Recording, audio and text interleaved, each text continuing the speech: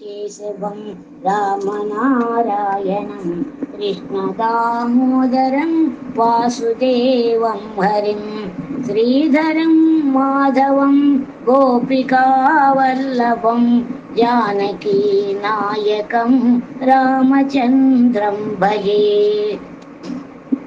अच्युतं केशवं सत्यभामाधवं माधवं श्रीधरं राधिकाराधितम् इन्दिरामन्दिरं चेतसा सुन्दरं देवकी नन्दनं नन्दयं सन्ददे।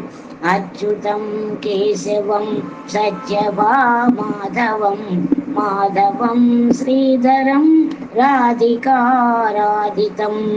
इन्दिरामन्दिरं चेतसा सुन्दरं देवकी नन्दनं नन्दयं सन्ददे।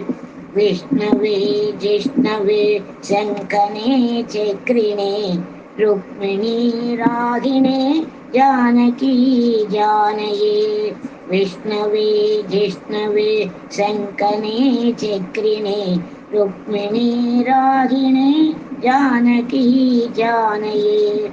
वल्लवी वल्लभायार्पितायात्मने कंसविध्वंसिने वंसिते नमः। वल्लवी वल्लभायार्पितायात्मने कंसविध्वंसिने वंसिते नमः।